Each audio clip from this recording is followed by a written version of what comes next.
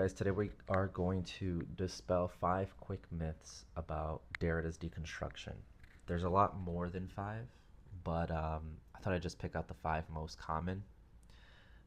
They're extremely common whenever Derrida is brought up. It's very hard to understand Derrida's work from some second party commentary because it's just very hard to read his text in general. So a lot of people come out with interpretations of confusion and they start spreading them, and people just take it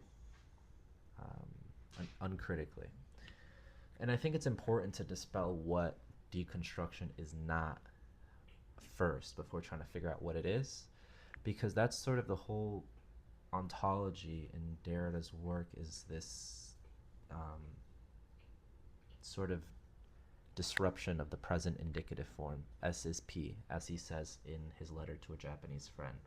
And what I mean by that is that things themselves aren't ontologically positive objects. They are sort of fetishized products of a process of negation, deferral, difference, as Derrida calls it, deferral and differentiation. But anyways, I'm yapping too much. Let's hop right into the misinterpretations, misconceptions. The first one is that deconstruction means destruction. It means destroying something. And this is a common misinterpretation, mainly because Derrida himself says that he gets his term deconstruction from Heidegger's destruction, which is true.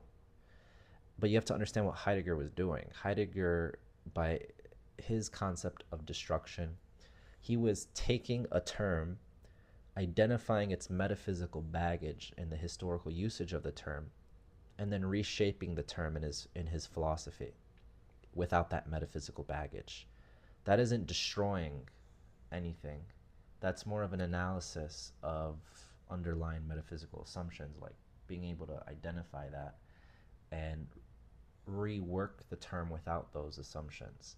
Now, Derrida isn't just saying that when he refers to deconstruction, which is why his concept, if we can call it that, is an extension beyond that. And I'm not going to explain all of what it is. I'm just going to talk about what it's not. It is not destruction. When we talk about deconstructing God, we're not talking about destroying God, ridding God, saying God does not exist. When we talk about deconstructing truth, we're not talking about ridding truth, saying truth isn't real, saying truth doesn't exist, saying that truth is meaningless.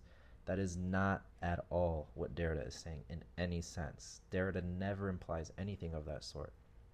But it's very common for people because usually when we think about deconstructing God, we think about deconstructing from God, meaning that we're pulling away from God, we're removing it from our lives. That is not what Derrida means by deconstructing or deconstructing something.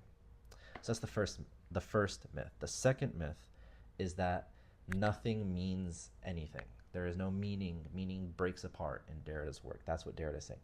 Derrida is not saying that words don't mean things. Derrida is not saying that you can't find out the meaning of things.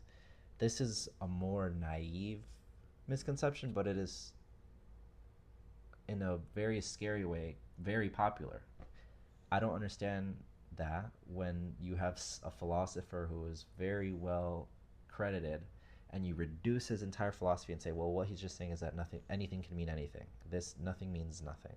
Or words, the meaning is anything you want it to be.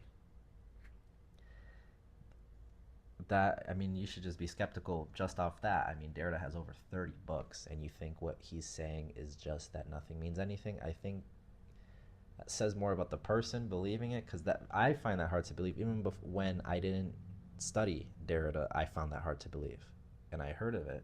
But that is not what Derrida is saying at all. He's not saying that meaning is arbitrary, that you can decide whatever you want.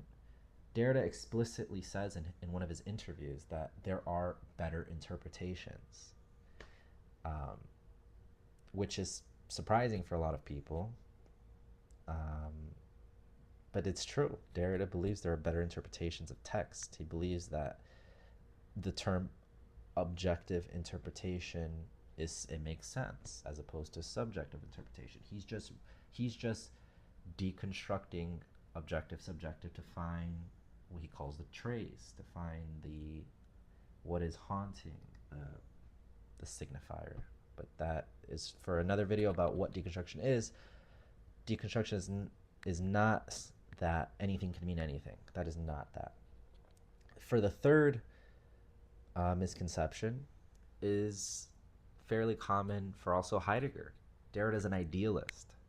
Derrida is not an idealist at all. I mean, Derrida is, his whole entire work is, I guess this is one of the major points, is that he is trying to decenter what he calls the transcendental signified, which for metaphysics, it comes in the form of idealism, materialism, physicalism, whatever you want to be, a dualist, the sort of foundational approach to metaphysics, which divides things into strict categories and acts as if the meanings of those categories are stable and fixed and they have some reference outside of signification. That's what he's against, but that's what idealism posits. Idealism posits that there's some fundamental thing to which is grounding all of reality, right? Which is mind, or materialism, it's the material world, or dualism, you get both, or whatever it be. Derrida is not an idealist. Heidegger is not an idealist. Not a video about Heidegger, but he's not an idealist. To be an idealist would be to believe in some transcendental signified, which is explicitly what Derrida rejects. The fourth one, Derrida denies truth or reality. Derrida doesn't believe in truth. That's a claim people make. I guess that's a fairly popular one that I've heard, which is completely false. Derrida is not denying truth at all, ever. I mean, I've never read, I don't even know what that means. What does it mean to deny truth? I have no clue. Maybe you've heard it and you're like, that doesn't make sense. Derrida's saying that? Oh my God, he's a dumb philosopher. Well, he's never said anything like that. Derrida is deconstructing truth. What does that mean? It means that he is doing more of, I guess, an analysis of what he thinks is haunting the concept of truth, what makes up the concept of truth, and how its meaning is unstable and how it's able to change and historically develop and whatever. Or reality. People say Derrida's denying reality, or Derrida's denying an external world. Derrida is not denying an external world. That is a very common misconception that I've seen, is that people will say, he'll take his quote, "There's nothing outside the text," as Derrida saying something about there's no external world. That is not what he is saying. What he's saying is that the signifier external world is within the chain of signification. That's how it gets its meaning. That's what he's saying. He's not saying that there's that, you know, you look outside and that's not real. He's not saying that. He's saying that the term real gets its meaning through the play of signification. That's why he's always talking about the term play, structure, sign, play. So that probably is the most common misconception that I've seen. But here's the fifth and final one, is that Derrida is only talking about texts. This is not true. And this one I think is more reasonable because of his focus on texts. And you can be introduced to Derrida and see that he's always talking about speech, language, writing, especially writing. So I think this is a more reasonable one to believe, but it's not true. Derrida is not talking about text. He uses text or writing as a metaphor for the way what he calls difference evolved, how it works, how it plays out. He uses it as a metaphor, not as some sort of fundamental metaphysic of reality. He's not doing that. He's trying to delimit metaphysics and ontology as a whole. He's talking about ethics, politics, metaphysics, ontology, every field, because every field is a signifier. Biology, physics, everything. I mean, this applies to everything. It doesn't just apply to texts. Those are the 5 misconceptions. If you have any more, just feel free to comment it. I'll reply.